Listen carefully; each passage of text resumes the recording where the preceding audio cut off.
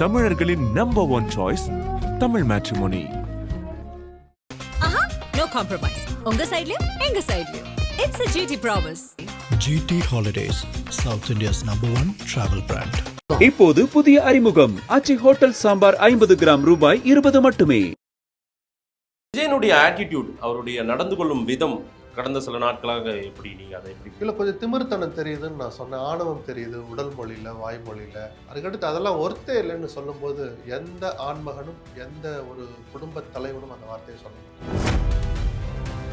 எதுவுமே சொல்லாத முன்னாடியே சங்கீதா படம் நான் இருக்கேங்கிற ஒருத்தி கொள்ளையேற கன்னத்தில் அரைஞ்ச அந்த ரீல்ஸ் நேரம் தமிழ்நாடு முழுக்க ஃபேமஸ் ஆயிருக்கோம்னா வைரலாகுது கண்ட வீடியோ வைரல் ஆகுது.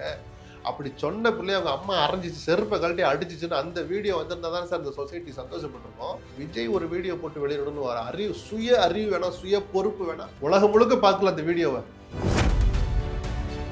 தமிழக வெற்றி கழகம் கடந்த சில நாட்களாகவே என்டிஏவோடு கூட்டணி அமைக்க போகிறது அப்படின்ற ஒரு செய்திகள் பரவிட்டே இருக்கு தொடர்ச்சியா. பவன் கல்யாண் ரூட்ல ஏதேனும் ஒரு பேச்சுவார்த்தை நடந்துட்டே இருக்குது. ஏற்கனவே ஒரு முறை நடந்தது, இப்ப மறுபடியும் நடந்துட்டு இருக்குன்னு சொல்றாங்க. டிவிக்கே அப்படி ஒரு கூட்டணிக்குள்ளார போகுமா?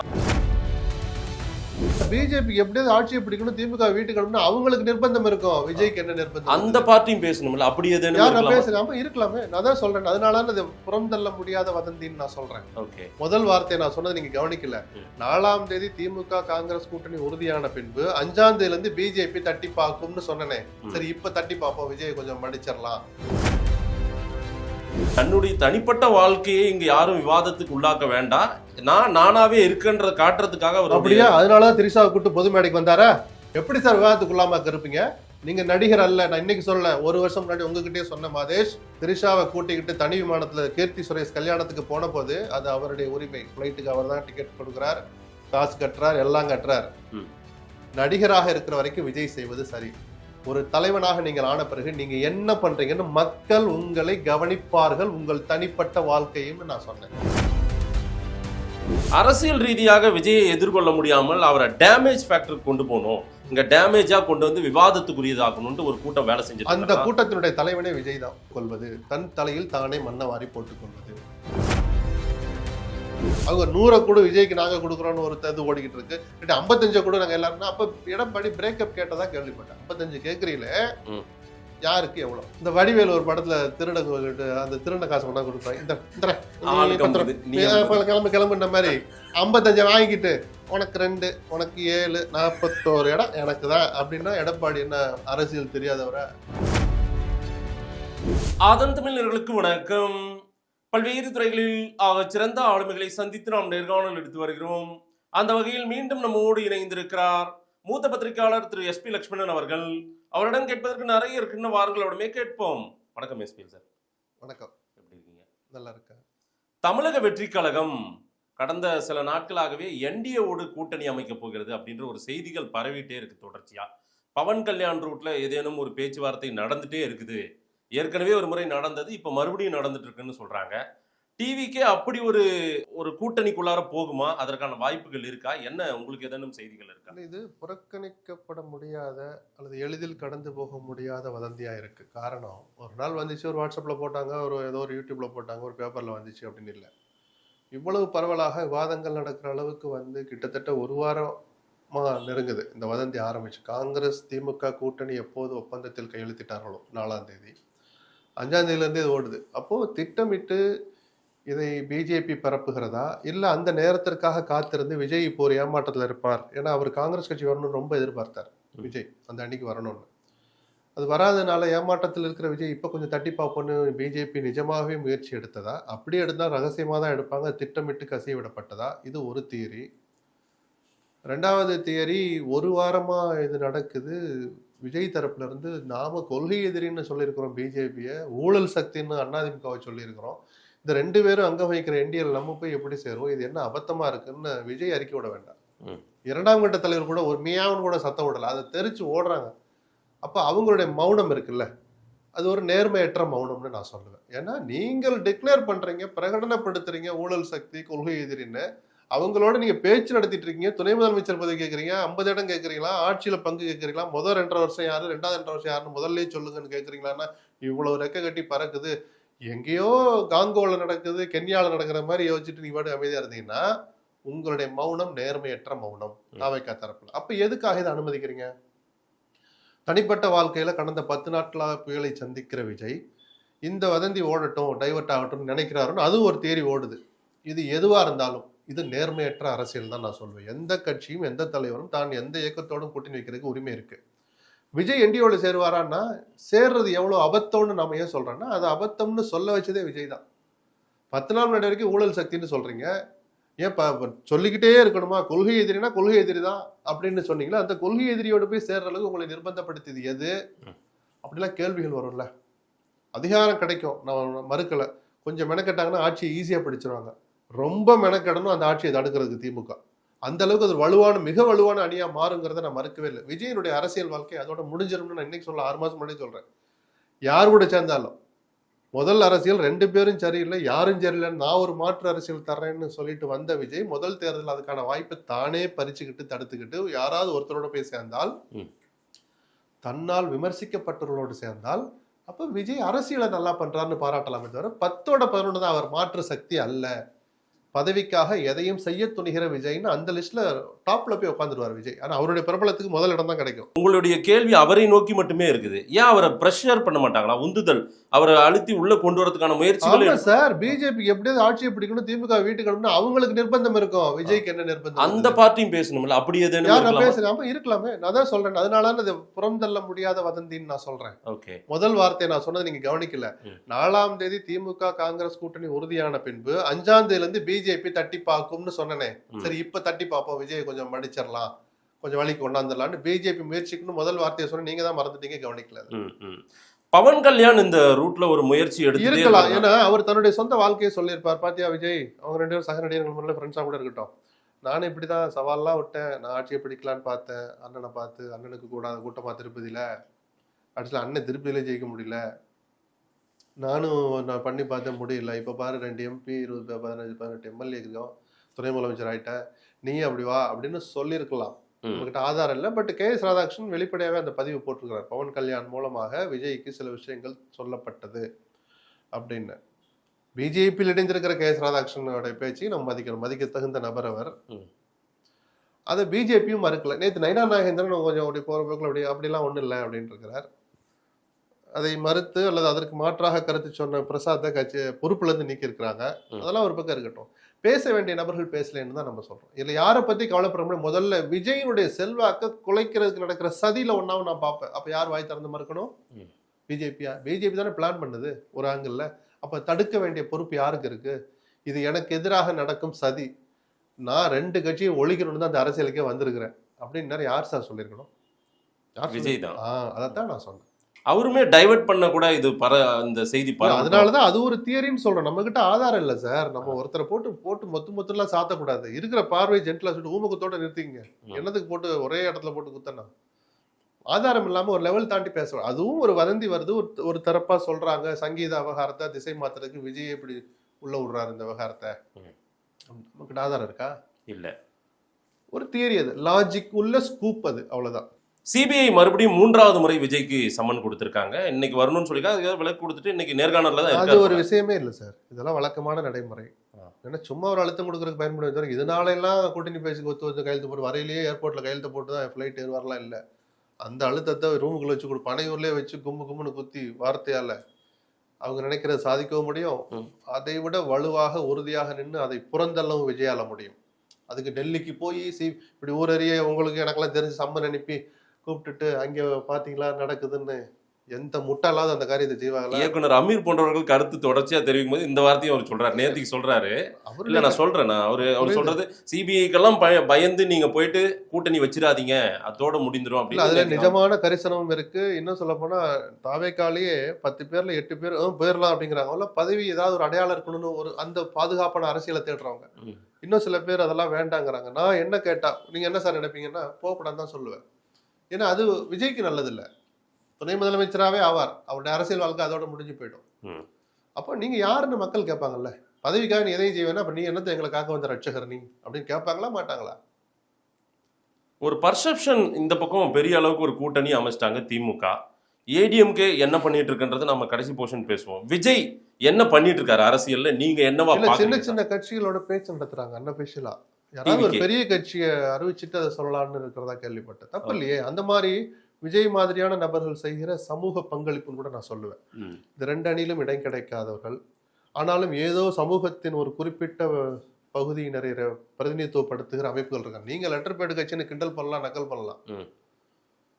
அவர்களும் ஏதோ ஒரு செக்டாருக்கு குரல் கொடுக்குறவங்க தானே. ஒரு சமுதாயத்துக்காகவோ ஒரு பிரிவினருக்காகவோ குரல் கொடுக்குற எத்தனையோ இயக்கங்கள் இருக்கு. ம். அவங்கள சில பேரை அவர் வசதிப்படி தேர்ந்தெடுத்து நல்லவன் கெட்டவன் ஓரளவு பார்த்து, அரசியல்ல நல்லவனுக்கு வேலை இல்லை, ஓரளவுக்கு பார்த்து அந்த மாதிரியான ஒரு சிறிய கட்சிகளை அங்கீகாரம் அளிக்கிற மாதிரி மூப்பனார் ஒரு காலத்துல கிருஷ்ணசாமிக்கும் திருமாவளவனுக்கும் அந்த அரசியல் பாதையை வலுவா போட்டு கொடுத்தாரு. ஜெயிச்சாங்க தோத்தாங்கிறதெல்லாம் இல்லை, நீ நில்லுங்க யான்னு தைரியம் கொடுத்தாரு. அந்த மாதிரி சில சமூகங்களை சில அமைப்புகளை விஜய் தூக்கி பிடிச்சு தாங்கி நின்னார்னா நிஜமா சொல்றேன், அது சமூக நீதியை பலப்படுத்துற விஷயம்னு சொல்லுவேன். விஜயால முடிஞ்ச விஷயம். ஏன்னா திமுக ஆசைப்பட்டால் இனிமேல் கொடுக்க இடம் இல்லை. அதிமுக அவங்களே என்ன திணறிட்டு இருக்காங்க, அல்ல கொடுத்தா 2 முறை செய்யலாம், அவங்களே சில பேர் இதை தாண்டி ரெண்டிலும் இடம் கிடைக்காத நபர்கள் அமைப்புகள்னு சில இருப்பாங்கல்ல, அவங்களோட போய் பேச்சு நடத்திட்டு இருக்கிறார். அது வரவேற்க தகுந்த முடிவு தான். வெற்றிக்கு தோல்வி கிடைக்குமா அதுக்குள்ள நம்ம போக வேண்டாம். ஒரு சின்ன அங்கீகாரம் கிடைக்கும் அந்த அமைப்பினருக்கு விஜயனுடைய தயவால். விஜயனுடைய ஆட்டிடியூட், அவருடைய நடந்து கொள்ளும் விதம் கடந்த சில நாட்களாக எப்படி நீங்க அதை எப்படி இல்ல கொஞ்சம் திமிர்த்தனம் தெரியுதுன்னு நான் சொன்னேன். ஆணவம் தெரியுது உடல் மொழியில, வாய்மொழியில. அவருடைய தனிப்பட்ட விவகாரம் நான் பாத்துக்கிறேன், நீங்கெல்லாம் ஹர்ட் ஆகாதீங்க, உங்களை பார்த்து எனக்கு வலிக்குதுன்னு அபிராமி மாதிரி சில வசனம் சொன்னார். அது நிஜம்தான், ஒரு தலைவர் அப்படிதான் சொல்லணும். அதோடு நிறுத்தியிருந்தாருன்னா அவர் ஒரு சரியான நேரத்தை சரியான வார்த்தையை பயன்படுத்தினா நானே பாராட்டியிருப்பேன். அதுக்கடுத்து அதெல்லாம் ஒருத்தே இல்லைன்னு சொல்லும்போது எந்த ஆண்மகனும் எந்த ஒரு குடும்ப தலைவனும் அந்த வார்த்தையை சொல்ல மாட்டாங்க. தெளிவான மனநிலையுள்ள மனசாட்சியுள்ள எந்த குடும்ப தலைவனும் அப்படி பொது வெளியில வார்த்தையை பயன்படுத்த மாட்டாங்க ஒரு விவகாரம் வீதிக்கு வந்த பிறகு. அப்போ நீங்க அந்த 5000 பேர் உட்காருங்கன்னா அவங்களுக்கு என்ன சொல்லி தர்றீங்க? அதுல ஒரு 2000 பேர் 50 வயசு கடந்த ஆட்கள் விட்டுருங்க, அதை பத்தி கொலைப்படம் குடும்ப வாழ்க்கை, அது ஒரு குடும்ப வாழ்க்கை தொடங்குற இடத்துல இருக்கிறவங்க, அதை வீடியோவில் பார்த்துக்கிட்டு இருக்கிற இன்னைக்கு வரைக்கும் பார்த்துக்கிட்டு இருக்கிற இளம் தலைமுறை, கல்யாணம் ஆகாத பிள்ளைங்களுக்கு நீங்கள் என்ன பாடத்தை சொல்லித்தரீங்க? குடும்ப வாழ்க்கை அதெல்லாம் சும்மா அதெல்லாம் விடுங்க, ஒருத்தே இல்லைன்னு சொல்லி தரீங்களா? லட்சக்கணக்கான பேர் உங்கள் பின்னாடி திரண்டிருக்கான அவங்களுக்கு நீங்கள் ஒரு நல்ல விஷயத்தை கற்றுத்தர மாட்டீங்களா? அவன் இதே மாதிரி ஒரு அழிச்சியை இப்போ கூட பார்த்தா நான் வாழ்க்கை என்ன ஆகுது, அந்த பிள்ளை என்ன, நீ எதுவுமே சொல்லாத முன்னாடியே சங்கீதா போனால் நான் இருக்கேங்கிற ஒருத்தி பொல்லையேற கன்னத்தில் அரைஞ்ச அந்த ரீல்ஸ் நேரம் தமிழ்நாடு முழுக்க ஃபேமஸ் ஆகிருக்கா, வைரல் ஆகுது வைரலான்னு கண்ட வீடியோ வைரல் ஆகுது. அப்படி சொன்ன பிள்ளைய அவங்க அம்மா அரைஞ்சிச்சு, செருப்பை கழட்டி அடிச்சிச்சுன்னு அந்த வீடியோ வந்திருந்தா தான் சார் இந்த சொசைட்டி சந்தோஷப்பட்டிருக்கோம். குறைஞ்சபட்சம் அவருக்கு அடிக்க உரிமையில ஒரு தங்கச்சி இப்படி பேசுனதை பார்த்தேன், அதெல்லாம் தப்பான வார்த்தைமா, என் விவகாரத்தை நான் பார்த்துக்கிறேன். விஜய் ஒரு வீடியோ போட்டு வெளியிடணும்னு ஒரு அறிவு, சுய அறிவு வேணாம், சுய பொறுப்பு வேணாம். உலகம் முழுக்க பார்க்கல அந்த வீடியோவை, அவங்க போனா நான் இருக்கேன்னு, எக்ஸாம் இல்லைன்னா அடுத்த தடவை எழுதிக்கிறேங்க, இல்லை பையன் செத்தா சார் நான் இன்னொரு பிள்ளை பெற்றுக்கிறேன், இதெல்லாம் சொல்லும் போல விஜய் துடிக்க வேணாமா சார்? நமக்கு துடிக்குது இல்லை சார், உங்களை நம்பி வந்திருக்காங்க சார், நீங்க தெய்வம் நினைச்சு உங்க பின்னாடி வந்துருக்காங்க, முட்டாள்தனமா வர்றாங்க சார். அந்த முட்டாள்களுக்கு அவர்களை திருத்துவதற்கு ஒரு சின்ன பாடம் கத்து தரக்கு விஜய் எடுத்த முயற்சி என்ன? ஏன்னா எல்லாமே ஓட்டு தானா, எல்லாமே திமுக விரட்டணும் தானே, வேற சமுதாயத்தை நீங்க ஒரு துளி கூட கிள்ளி போட மாட்டீங்களா? அக்கிரமமா இல்லையா சார் இது? நமக்கே துடிக்குது இல்ல. ஒருத்தி அப்படி பேசுறா, அவங்க அம்மாவுக்கு நேரம் எடுத்து விளக்கு மாத்த செருப்பு எடுத்து அடிச்சிருக்கணும், இவர் வார்த்தையால் அடிச்சிருக்கணும். ரெண்டுமே நடக்கல. அந்த வீடியோ பார்க்குற பிள்ளைங்க மனசுல 1000 பொண்ணுங்கள்ல ஒரு 2 மனசுல நஞ்சு போய் பாஞ்சா கூட அது இந்த சமூகத்துக்கு செய்யற கேடு இல்லையா? விஜயனுடைய மௌனமும் அதுக்கு தார்மீக பொறுப்பு இல்லை. இதுக்கெல்லாம் அவருக்கு பதில் சொல்ல. அப்படியா சார்? அப்படியா சார்? வேற எதுக்கு சார் பதில் சொல்லுவாரு? வேற என்ன சார் அவர் பண்றாரு? சொல்லுங்க சார், என்ன நினைச்சிட்டு இருக்கீங்க? வேற எதுக்கு பதில் சொல்லுவாரு சார்? உங்க பொண்டாட்டி பேரை சொல்லி அவங்க போனா நான் வர்றேங்கிறா சார் ஒருத்தி, நீங்க அதுக்கு பதில் சொல்ல மாட்டாரா? உரிமையோட கண்டிக்கணும் சார் விஜய். அவர் திமிர் எடுத்து பேசலாம் அந்த பொண்ணு, இங்க வாமா நீ என் தங்கச்சி மாதிரி இந்த மாதிரிலாம் வார்த்தை பேசாத, நீ ஒரு இடத்துல வாழ போற பொண்ணு சொல்லணுமே இல்ல? தாய்மாமன் சீர், அண்ணன் சீர், மோதரங்குதரன்னு ஒரு 12 ஸ்கீம் அறிவிச்சாரு நாக்கு வலிக்கிறதுக்கா. அந்த தாய்மாமன்கிற வார்த்தைக்கு அர்த்தம் இருக்கணும் சார், அண்ணங்கிற வார்த்தைக்கு அர்த்தம் இருக்கணும் சார். அந்த பொண்ணுக்கு அண்ணனா இருந்து விஜய் அன்னைக்கு ஒரு வீடியோ விட்டுருக்கணும் சார். நான் சொல்ற அர்த்தம் புரியுதா? அப்ப இந்த வார்த்தையெல்லாம் ஹம்பக், ஊரை ஏமாத்துறதுக்குன்னு நான் சொல்லுவேன். என் வார்த்தையில உண்மை இருக்கு. ஏன்னா விஜய் அந்த உறவுகள்ல ஒன்னா கூட நடந்துகிட்டது இல்லை, நடிக்க கூட இல்லை அந்த மாதிரி. இல்ல, தன்னுடைய தனிப்பட்ட வாழ்க்கையை இங்க யாரும் விவாதத்துக்கு உள்ளாக்க வேண்டாம், நானாவே இருக்குன்ற காட்டுறதுக்காக அவர். அப்படியா? அதனாலதான் திரிஷாவை கூட்டு பொது மேடைக்கு வந்தாரா? எப்படி சார் விவாதத்துக்கு உள்ளாம இருப்பீங்க? நீங்க நடிகர் அல்ல. நான் இன்னைக்கு சொல்லல, 1 வருஷம் முன்னாடி உங்ககிட்டயே சொன்ன மாதேஷ், திரிஷாவை கூட்டிக்கிட்டு தனி விமானத்துல கீர்த்தி சுரேஷ் கல்யாணத்துக்கு போன போது அது அவருடைய உரிமை. ஃப்ளைட்டுக்கு அவர் தான் டிக்கெட் கொடுக்குறார், காசு கட்டுறார், எல்லாம் கட்டுறார். நடிகராக இருக்கிற வரைக்கும் விஜய் செய்வது சரி. ஒரு தலைவனாக நீங்கள் ஆன பிறகு நீங்க என்ன பண்றீங்கன்னு மக்கள் உங்களை கவனிப்பார்கள், உங்கள் தனிப்பட்ட வாழ்க்கையும் நான் சொன்னேன். நிஜமும் அதுதான், இனிமேலும் கவனிப்பாங்க. விமர்சனத்துக்கு உள்ளாகும் ஒரு எல்லை வரைக்கும். என்னை யாரும் எதுவும் கேட்கக்கூடாது, ஆனா உங்களை நான் ஆளுவேன். என்ன நினைச்சிட்டு இருக்கீங்க தமிழ்நாட்டு மக்களை பத்தி? என்ன சார் நினைக்கிறீங்க? எங்களை ஆளணுமா? ஆனா அவங்க யாரும் என்ன எதுவும் கேட்கக்கூடாது, என்கிட்ட எதுவும் எதிர்பார்க்க கூடாது. இதைத்தான் திமிர்னு சொன்னேன். சார், இந்த டைவர்ஸ் நோட்டீஸ் வந்த 2 நாளைக்கு முன்னாடி டிவிக்கே ஒரு அஃபிஷியலா ஒரு அனௌன்ஸ்மெண்ட் விட்டாங்க. அதாவது யாரும் ஊடக விவாதங்களையோ யாரும் பர்மிஷன் இல்லாம போய் கலந்து கூடாதுன்னு. இது வரும்னு தெரிஞ்சுதான் அவங்க அதை நிறுத்தினதாகவும் ஒரு பார்வை. அதுவும் அந்த மாதிரி எல்லாம் விவாதங்களை கொண்டுட்டு போவாதீங்க சார். இல்ல சார், நான் ஆனா அடுத்தடுத்து அவர் இல்ல இப்ப 10 நாளா யாருக்கும் எங்கேயும் அனுப்புறது இல்ல. அது இந்த பத்தி கேள்வி வரும். திரிஷாவை கூப்பிட்டு பொதுமேடைக்கு வெக்கப்படுறீங்கல்ல, அதை பத்தி கேள்வி வரும்னு தானே 10 நாள் அனுப்ப மாட்டீங்க. நடந்துட்டே அவர் வெளிப்படையா வந்துட்டாரு இல்ல சார், இது போய் விவாதம் ஆகக்கூடாதுன்னு அவரு வெளியா வந்து வந்துட்டாரு இல்ல, ஒன்னா வந்துட்டாங்க. வெளியே வந்து என்ன நீங்க முதல்ல தெளிவா இல்ல, நீங்க முதல்ல தெளிவாருங்க. வெளியில வந்து என்ன தெளிவாயிட்டார், எதை தெளிவுபடுத்தினார்? நீங்க என்ன விவாதமாக்குவீங்கன்னு எனக்கு தெரியும். ஏன்னா அவங்க மனைவி வந்து இன்னொருவரோட உறவா இருக்காங்கன்னு சொல்லி எல்லாம் அவங்க அந்த டைவர்ஸ்க்கு நோட்டீஸ்ல கொடுத்திருந்தாங்க. நீங்க என்ன காட்டுறது, நானே காட்டுறேன்ற மாதிரி அவர் வெளியே வந்துட்டு போயிட்டாரு. ஒரு தலைவன் செய்யற செயலா? சட்டத்தின் ஆட்சி நடக்கிற இந்த நாட்டுல விஜய் அப்படி உங்கள் வாதப்படி நான் சொல்லல, இல்ல ஒரு வியூ அப்படி பாக்குறாங்க. சரி, அந்த வியூ படி ஒரு தர்க்கம் இருக்குல்ல, அந்த தர்க்கம் சட்டப்படி சரியா? ஒரு தலைவன் செய்கிற செயலா? சட்டத்தின் ஆட்சி நடக்கிற நாடு இது. ஒரு மனைவி விவாகரத்தை செய்யாமல் பொது வழியில் அவங்க ஒன்றும் பெரிய தப்பா நடந்துக்கிடல. யாரை குறிப்பிட்டு சொன்னாரோ அவரோடு நான் வருவேன்னா இது திமிரா, ஆணவமா, இல்ல தன்னடக்கமா? முதல்ல நீங்க ஒரு புரிதலுக்கு வாங்க. ஏன்னா உங்களை மாதிரி ஆளுங்க சொல்றதா மக்களுக்கும் போய் சேரணும். சரியா? இளைய சமுதாயத்தை தயவு செய்து கெடுக்காதீங்க. நீங்க நல்லது செய்யலனாலும் பரவாயில்ல, நீங்க வந்தா கெடுக்கணுமான்னு அப்படி நான் சொல்லல. நம்மளான பங்களிப்பு நாம கெடுக்காம இருப்போங்கிறது தான். அவரு தன்னைய வெளிப்படையா காட்டிட்டாரு. அவங்களோட தரப்பு விஜய நியாயப்படுத்த கோர்ட்ல வழக்கு நடக்குது சார். முடிச்சிட்டு ஒரு மனைவி இல்ல 2 மனைவிகள் 3 மனைவிகள் ஒப்புக்கொண்டால் 3 பேரோட நீங்க வாழ்க்கை நடத்தலாம். உலகம் உங்களை ஒண்ணும் சொல்லாது. ஆனா 3ல 1 கொதிச்சுன்னா உங்க கதை நரகல் தான் உங்க வாழ்க்கை. ஒரு கலைஞர் இல்லையா, ஜெயலலிதா இல்லையா, இதெல்லாம் பேச்சாது. தயாலப்பா என்னைக்காவது கோர்ட்டுக்கு போயிருக்காங்களா? என் கணவரை என்னிடமிருந்து ராஜாத்தியிடமிருந்து மீட்டு கொடுங்கள் கோர்ட்டுக்கு போனாங்களா? பிரஸ் மீட் வச்சாங்களா? எதை சார் ஒப்பிடுறீங்க? இன்னைக்கும் 2 மனைவியோட வாழ்ந்துட்டு இருக்கிற லட்சக்கணக்கான குடும்பம் இருக்கு. பிரச்சனை வராத வரைக்கும் ஒண்ணும் இல்லை. பிரச்சனைன்னு வந்துட்டா அதை எதிர்கொண்டு பதில் சொல்ல வேண்டிய கடமை அந்த சேஷ்டை செய்த ஆண்மகனுக்கு இருக்கு, குடும்ப தலைவருக்கு இருக்கு. ஒத்துக்கிறீங்களா இல்லையா? நான் வச்சுக்குவேன், நான் அதை செய்வேன், இதை பண்ண என்னை யாரும் கேட்கக்கூடாதுன்னா ஒரு தலைவராக இருக்க உங்களுக்கு தகுதி இருக்கான்னு நான் திரும்ப கேட்பேன். என்னை யாரும் கேள்வி கேட்க கூடாதுன்ற மனநிலையில விஜய் இருக்காரோ? ஆமா, அப்படிதான் நீங்க சொல்றீங்க. உங்களை மாதிரி ஆளுநர் அப்படியான சொல்றீங்க. திரிஷாவை அப்படி பொது இடத்துக்கு அழைத்து வந்ததன் மூலமாக அவர் என்ன சொல்ல வந்தாரோ சொல்லிவிட்டார். என்ன சொன்னார்னு சொல்லுங்க, ஒரு வரி ஆரம்பிங்க பார்ப்போம். முதல்ல உங்களை பத்தி தெரிஞ்சுக்கிறேன் நான். இதன் பின்னணியில எல்லாம் திமுக இருக்குன்னு மீண்டும் ஒரு கூட்டம் அவங்களுக்கு தரப்பு சொல்றதுக்கு வெக்கமா இல்லையா? இதை சொல்லும் போதே நாக்கு வாய் கூசலையா? திமுகவை கிழிச்சு தொங்க விடுறதுக்கு 1000 இருக்கு. ஸ்டாலின் டாக்ஸ்னு ஒன்று சொன்னாரா? அதுல ஒரு அபத்தமான குற்றச்சாட்டு சொல்றாரு. 5 லட்சம் கோடி பட்ஜெட் போடுறாங்க, அதுல 20% ஸ்டாலினுக்கு, 10% பார்ட்டி, 30% போகணும். 5 லட்சம் கோடி எல்லாம் போகாது. முதல்ல அதை நம்ம பேசுவோம் ஒரு நிமிஷம். அரசு ஊழியர்களுக்கு சம்பளம், பென்ஷன், அரசாங்கம் வாங்கின கடனுக்கு வட்டி, இதெல்லாம் 4.5 லட்சம் கோடி போயிடும். ஒரு ஆண்டுக்கு 50,000 கோடிக்குள்ள ரஃபா நான் சொல்றேன், 5 லட்சம் கோடி பட்ஜெட்னு சொல்லுவாங்க. 50,000 கோடி தான் நீங்க ஊழல் பண்ண வாய்ப்புள்ள இந்த டெண்டர் விவகாரங்கள், திட்டங்களுக்கு செலவிடுகிற நிதி. அந்த 50,000 கோடியில இவர் சொல்ற 30% 15,000 கோடி எடுத்துக்கிட்டோம்னா இவர் அறிவிச்ச அத்தனை திட்டத்தையும் அந்த 15,000 கோடியில அமல்படுத்த முடியுமா? தொடர்ச்சியான திட்டங்கள் எல்லாமே ஒன் டைம் இல்லை. எடப்பாடி தான் ஆட்சி வந்தோடனே 10,000 கொடுப்பேன், அது ஒன் டைம். 2,000 கொடுப்பேன்னு சொன்னது தொடர்ச்சியா. இவர் 2,500 பிறக்கிற பிள்ளைகளுக்கு பூரா மோதிரம், தமிழ்நாடு இலவச பஸ். இந்த சித்தூர்ல களியக்காவில தாண்டி அங்கிட்டு கேரளாவில் இருக்கிறதெல்லாம் களியக்காவில ஹாஸ்பிட்டல் வந்து சேருவாங்க. அங்கிட்டு சித்தூர்ல இருக்கிறதெல்லாம் திருத்தணி ஆஸ்பத்திரியில வந்து சேர்ந்துக்குவாங்க. குழந்தைய பெற்றுட்டு மோதிரத்தை வாங்கிட்டு அங்கிட்டு போயிடுவாங்க. என்ன வரைமுறை, என்ன நெறிமுறை வச்சிருக்கீங்க? பிறக்கிற குழந்தைகளுக்கெல்லாம் மோதிரம்னா எங்க இருக்கு காசு கேட்டா இந்த ஸ்டாலின் டாக்ஸை தடுப்பாரா, அந்த காசை வச்சு பண்ணுவாரா? 5 லட்சம் கோடி இல்ல 1.5 லட்சம் கோடி இருக்கு நான் கொடுப்பேங்கிறார். அரசு ஊழியர்களுக்கு சம்பளம் வரல. உங்க உறவினரோ உங்கள் வீட்லயே யாரோ ஒருத்தர் அரசு ஊழியராக இருப்பாங்கல்ல, சார் கிரெடிட் ஆயிடுச்சா சேலரி 1ஆம் தேதி வந்துச்சு, எனக்கு ஸ்டாலினுக்கு 30% போயிடுச்சா கேட்டு பாருங்க, பொழையன்னு கண்ணத்தில் அறிவாங்க. அதுல சார் 90% போகுது. எடப்பாடி ஜெயலலிதா அவரோட சொன்னாங்க, ஞாபகம் இருக்கா? அரசு ஊழியர்களுக்கே 90% போயிடுது அரசின் வருமானத்தில். சொன்னாங்களா? ம். யாரும் அரசு ஊழியர் அப்படி எதுவும் தனியாக அது கொடுத்து விட்றாங்களா? இல்லை அவரே டிடக்ஷனில் போட்டுக்கிறாங்க. சேலரி ஸ்லிப் வரும், பிஎஃப், மெடிக்கல், இது loss of pay, Stalin tax அப்படின்னு பே ஸ்லிப்பில் இருக்கா? அதைத்தான் சொன்னேன், ஒரு ஹோம்ஒர்க் பண்ணணும்.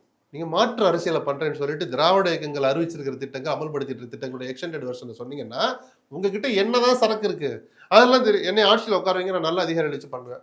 மாதேஷ்னு சொல்லலாம், லக்ஷ்மணன் சொல்லலாம். என்னை மட்டும் ஆட்சியில் உட்கார வைங்க மாதேஷ், நான் என்னவெல்லாம் பண்ணுறேன் பாருங்க, நானும் தான் சொல்லலாம், வேற வழி இல்லை. இல்ல சார், திராவிட கட்சிகளினுடைய வாக்குறுதிகள் தொடர்ச்சின்னு பார்த்தாலும் கூட கவர்ச்சி இருக்குல்ல, 2500 ரூபாய் எல்லா தமிழ்நாடு முழுக்க இலவச பஸ் பெண்களுக்கு. அப்ப இந்த கவர்ச்சி தான் மாற்று அரசியலா? கவர்ச்சி தான் மாற்று அரசியலா? நான் இதுவரைக்கும் நான் தப்பா புரிஞ்சுட்டு இருந்திருக்கிறேன். ஈர்ப்பு தானே சார் மக்களுக்கு. அப்போ விஜய் அதான் சொல்றேன், விஜய் அரசியலை நன்னா பண்றாரு, நான் சர்டிபிகேட் கொடுப்பேன். சராசரி அரசியல்வாதிகளாம் நீங்களும் ஒரு ஆளை தவிர நீங்கள் மாற்று சக்தி கிடையாது, உங்களிடம் மாற்று திட்டங்கள் இல்லை, வெளியில வாங்க, ஊர்களுக்கு போங்க, நான் முதலமைச்சராகி நான் கிராமமா போவேங்கிறாரு. சத்தியமா போக முடியாது, அவ்வளவு வேலை இருக்குங்க. கோட்டையில உட்கார நான் முதலமைச்சர்னா கொட்டாம்பட்டிக்கும் கொட்டலாம்பட்டிக்கும் போய்கிட்டே இருக்கிறதா? சென்னையில வேலை இல்லையா? சொல்லுங்க சார், நடைமுறை சாத்தியம் உள்ளதை பேசணும். இப்படி ஒரு வார்த்தையை விடுறமே, அந்த 50,000 கோடி இல்லை, நான் 15,000 கோடியை மிச்சப்படுத்துன்னு சொன்னா யதார்த்தம் இருக்கு. ஸ்டாலின் பத்தி ஒரு ஆராய்ஞ்சு விஜய் 4 அதிகாரிகளோட உட்காந்து பேசி ஹோம்ஒர்க் பண்ணிருக்காருன்னு பாராட்டுவான் சார். அப்ப நீங்க லஞ்சம் நடக்குது, இந்த ஆட்சி லஞ்சம் இருக்கு. எடப்பாடி ஆட்சியில இருந்துச்சு, இங்க இருந்துச்சு, ஜெயலலிதா ஆட்சியில இருந்துச்சு, கலைஞர் ஆட்சியில இருந்துச்சு, லஞ்சம் இல்லாத ஆட்சியே இல்லை, யாருமே மறுக்கல. அதை தடுக்கிறதுக்கு ஒரு வார்த்தை சொல்ல வரும்போது கன்ஸ்ட்ரக்டிவா கொஞ்சோண்டு ஹோம்ஒர்க் பண்ணிட்டு வந்தாதான் நம்பகத்தன்மை வரும். இப்போ ஒரு 5 லட்சம் கோடி இல்லைன்னா போச்சா, அப்ப லஞ்சமே இல்லை, இருந்தாலும் சும்மா சொல்லிட்டு இருக்கான்னு இருக்கிற லஞ்சத்தையும் கெடுத்து விட்டு போயிட்டார், இல்லைன்ட்டு போயிட்டார். அப்படிதான் நான் எடுத்துக்குவேன். ஊழலை ஒழிக்கிறேன்னு சொல்றேன், அந்த மனநிலையினுடைய விஜயனுடைய மனநிலையை நான் பாராட்டுவேன். ஒழிக்க முடியாது, ஊழலை ஒழிப்பேன்னு ஒருத்தர் சொன்னா குறைஞ்சபட்சம் குறைப்பாங்கன்ற அந்த நம்பிக்கையில் இது சொல்றேன். நான் டெல்லியை ஏன் எதிர்க்கணும்? இது டெல்லிக்கான தேர்தலா? இது டெல்லியை ஏன் எதிர்க்கணும்ன்ற மாதிரி தஞ்சாவூர்ல அவர் பேசினதை பாத்தீங்களா? யாரு? விஜய் சொன்னது. டெல்லியை எதிர்க்க வேண்டிய தேவை இல்லையே. அந்த டெல்லி தமிழ்நாட்டுக்கு அப்படியே இத்தனை திட்டங்களை வாரி வழங்குகிறார்களே, அந்த பிஜேபியா நீங்கள் எதிர்க்கிறீர்கள்னு சொன்னாதான் விஜய்க்கு அந்த தகுதி இருக்கு. அப்ப எதுவுமே செய்யலைன்னு ஒரு விமர்சனம் இருக்கிற போது, கேட்கறதையும் கொடுக்க மாட்டீங்க, கொடுக்க வேண்டியதையும் கொடுக்க மாட்டீங்கன்னு ஒரு நிஜமான உண்மை இருக்கிற போது, அந்த பிஜேபி தமிழ்நாடு சட்டமன்ற தேர்தலில் என்டிஏ என்கிற பெயரில் அதிமுக தோளில் அமர்ந்து வர்ற போது அந்த பிஜேபியை கண்டுக்காதீங்க. இதான் நீங்க சொல்லித்தர்ற மாற்று அரசியல்ல முதல் சிலபஸா சார்? என்ன சார் நினைச்சிட்டு இருக்கீங்க? என்ன அரசியல் கத்து தர்றீங்க? அந்த பிஜேபி இந்த சட்டமன்ற தேர்தலை புறக்கணிக்கிறது. ஒரு அறிவிப்பு வரட்டும், நான் என் கண்ணத்துல நானே அரைஞ்சுக்கிறேன், நானே தப்பா சொல்லிட்டேன், விஜய் சொன்ன வார்த்தை சரி, ஏன்டா விஜய் தப்பா பேசு, நீங்களும் அறையலாம், நீங்க அறையலாம், நான் அரைஞ்சுக்கிறேன். அவங்க சட்டமன்ற தேர்தலில் போட்டிடுவாங்க, அமைச்சர்களை நாங்க இடம் பெறுவாங்கிறாங்க, அந்த பிஜேபி ஏன் பேசுறேன்னு கேட்கிறேன். நீங்க அரைஞ்சிருக்கணும் சார். உங்ககிட்ட கேட்டால ஒருத்தர், ஒரு பிரகாஷ்பதி பொலேன்னு அரைஞ்சிருக்கணும். நீங்க வாடா, நீ இந்த நாட்டுல தான் இருக்கியா, இந்த மாநிலத்துல தான் இருக்கியா, சோறு திங்கிறியா? அவர் தமிழ்நாட்டுல தானே எலெக்ஷனு, இங்க தானே, எதுக்கு டெல்லியோட போட்டி போட்டுங்கிறீங்க சிஎம் சார் அப்படின்னு கேட்கிறாரு அவரு. ஸ்டாலின் சார், நீங்க ஏன் வந்து டெல்லியோட சண்டை? என்னால முடியல மாதேஷ், விட்டுருவோம், வேற கேளுங்க.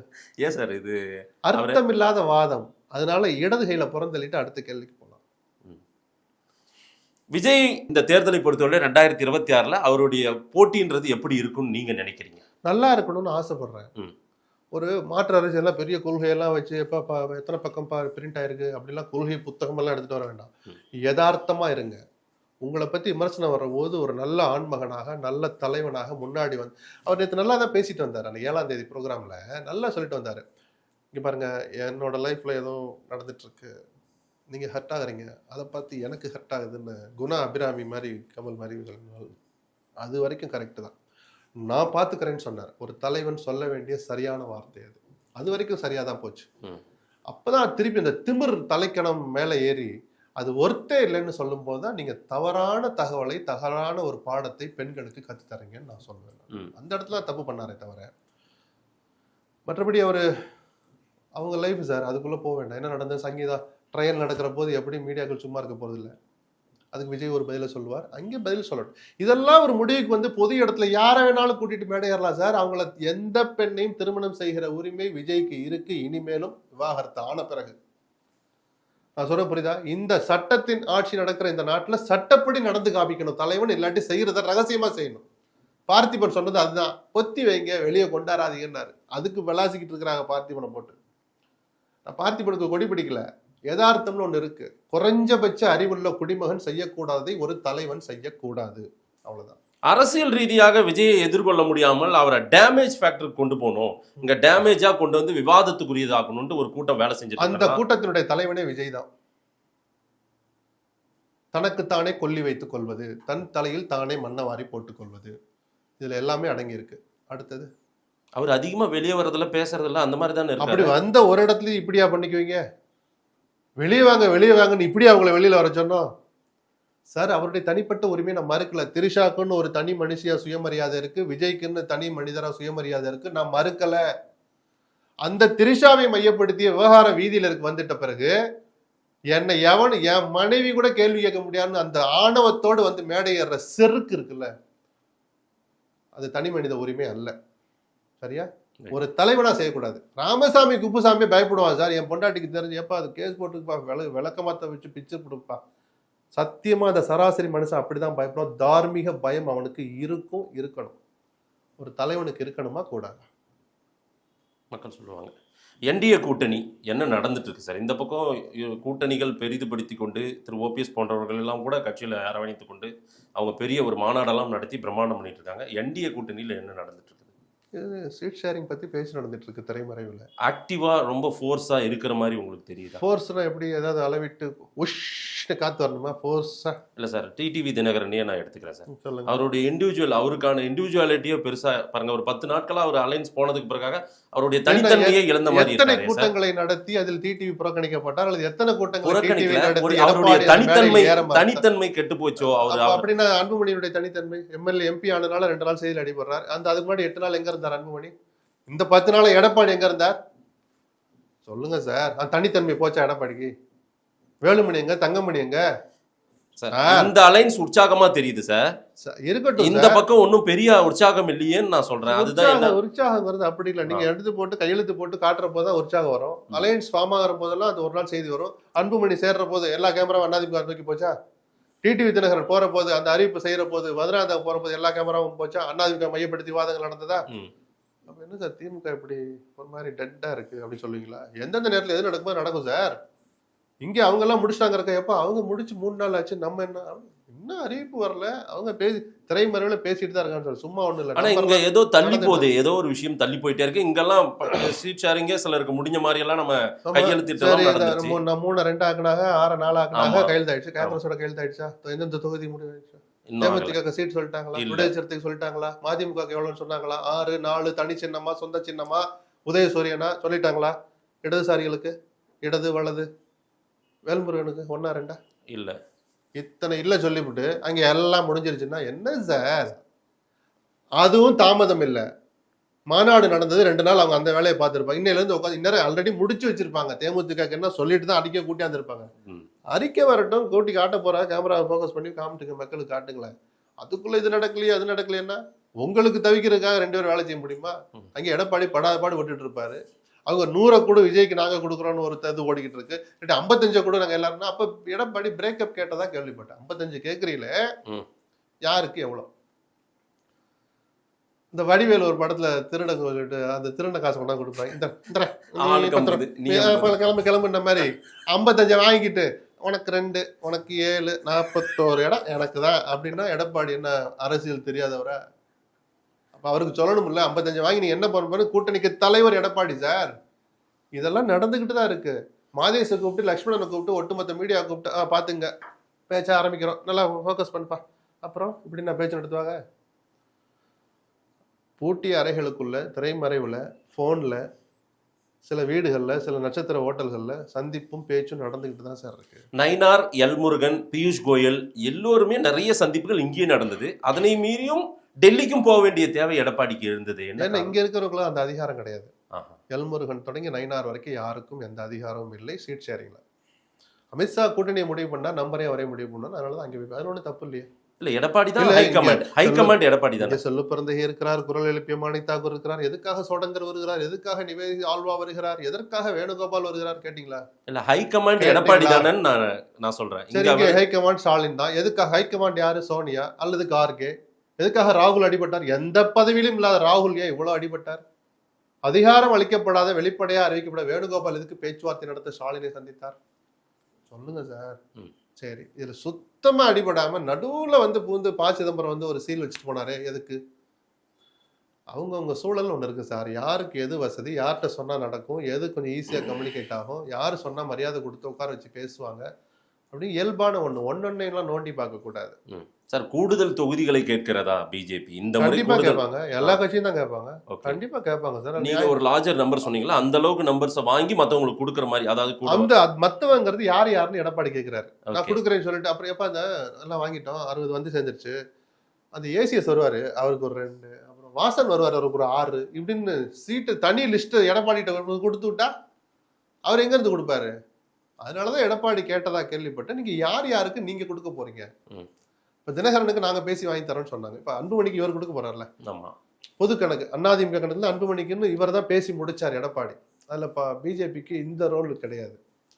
அது மாதிரி தினகரன் அவங்க அதே மாதிரி நாங்க பண்ணி தரோம்னு சொல்லிட்டு பண்ணாங்க. இது ஒன்றும் கம்ஃபர்டபுளுக்கு தான். இது ஒண்ணு அவங்க ஏதோ NDA 1, அன்புமணி அதிமுக இருக்கிறது NDA 2 அப்படிலாம் இல்லை. எல்லாம் NDA தான். அவங்கவுங்க வசதிக்கு யாருக்கெல்லாம் சோர்ஸ் இருக்கோ அவங்க வச்சு பேச்சு நடத்தி சேர்த்துக்கிட்டாங்க, அவ்வளவுதான். யாரு வேணாலும் பேச்சு நடத்தட்டும், NDAன்னு தான் வந்து உட்காருவாங்க மேடையில. சரியா? அதெல்லாம் அதுல என்ன பிரேக்கப்னு கேட்கிறாரு, யார் எதுல கொடுக்கறது? இதுல என்னன்னா, அவங்க கூட்டணி ஆட்சி, எங்க ஆட்கள் ஒரு 3-4 பேராவது அமைச்சராவாகன்னு நைனார்ல தொடங்கி அமித்ஷா வரைக்கும் வேற வேற வார்த்தைகளை சொல்லி எதிர்பார்ப்போட கனவுகளோட காத்திருக்கிறாங்க. சில திட்டங்களோட காத்திருக்குது பிஜேபி. என்ன திட்டம் சார்? ஏதோ திட்டத்தோட காத்திருக்கு. எப்படியாவது கேபினெட்ல அதுக்கு சில அது என்ன திட்டம்னா, நான் சொன்ன எடப்பாடி பேர் இன்னைக்கு வரைக்கும் சொல்லல. அதிமுக தான் ஒருத்தர் முதலமைச்சர் ஆவார்னு அமித்ஷா ஒரு திட்டம் வச்சிருக்கிறார். எந்த சூழ்நிலையும் அதுக்கு இடம் கொடுக்கலான்னு தனித்த ஆட்சி தான் எடப்பாடின்னு சொல்லியிருக்கிறார். 2ஆம் கட்டத்தில் தொடர்ந்து சொல்றாங்க. அப்ப தனித்த ஆட்சினா சேஃபா ஒரு 160 தொகுதியாவது நின்னாதான் 118வது ஜெயிக்க முடியும் நம்பிக்கையோட அப்படின்றதுக்கு. குறைஞ்சது 160 இடங்கள் நிக்கணும். குறைஞ்சது நான் சொல்றேன். 170 சேஃப். ஸோ அந்த எண்ணிக்கை குறைஞ்சிடக்கூடாதுன்னு எடப்பாடி கவனமா இருப்பார்ல, இருக்கணும்ல.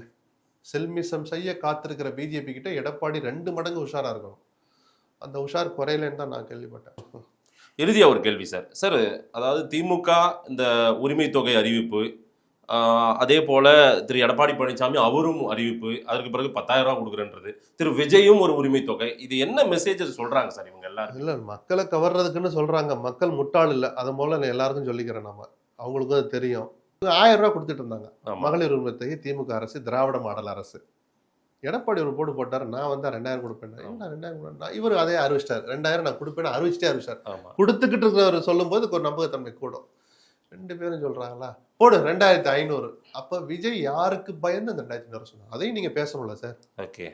திமுக விஜயை பார்த்து பயந்துதான் 1000 2000 இல்லாத கோடை காலத்துக்கு, அல்லது எப்பயுமே வராத இந்த ஆண்டு தான் வந்திருக்கிற மாதிரி கோடை கால சிறப்பு சலுகைன்னு 2000 கொடுத்தாங்கன்னு நக்கல் பண்றமே. விஜயை பார்த்து பயந்துகிட்டு எடப்பாடி பார்த்து பயந்தா இருக்கிறமே. எடப்பாடி 1000 2000 ஆக்கணும்னு சொன்னது என்ன, யாரை பார்த்து பயம்? இந்த 2 பேரும் சொன்னதை தாண்டி 500 ரூபாய் நான் கூட கொடுக்குறேன்னு சொன்ன விஜய் யாரை பார்த்து பயப்படுறாரு? ஓகே. எனக்கு 45% வாக்குகள் ஆதரவு இருக்குன்னு சொல்றாங்கல்ல விஜய் உட்பட. அவ்வளவு ஆல்ரெடி வந்துருச்சுல சார். 2500 எதுக்கு? அப்ப யாரை பார்த்து பயப்படுறீங்க? விமர்சனம் பொதுவான பார்வையா இருக்கணும். எல்லாரும் பார்த்து பயந்துதான் ஆகணும். நம்மளை வீழ்த்திடுவானோங்கிற அந்த பயத்துல. அது கோழைத்தனம் இல்ல, விவேகம். நம்ம எலெக்ஷன் ரொம்ப காஸ்ட்லி ஆயிட்டே இருக்கே சார். இந்த மாதிரி உங்களுக்கு இப்பதான் தெரிஞ்சா? இல்ல, இந்த முறை நிறைய அதெல்லாம் போக போக கூடும். நான் தான் சொன்னேன்ல, இது ஒரு வகையான லஞ்சம் தான், ஊழல் தான். ஊழலை ஒழிக்க முடியாது. யாராவது ஒரு மகராசை வந்து முதல்ல குறைக்க பார்க்கட்டும். நிறைய விஷயங்கள் நம்ம பேசியிருக்கோம். மக்கள் என்ன சொல்றாங்க, நேரம் கொடுத்து பேசிட்டு நன்றி. நன்றி.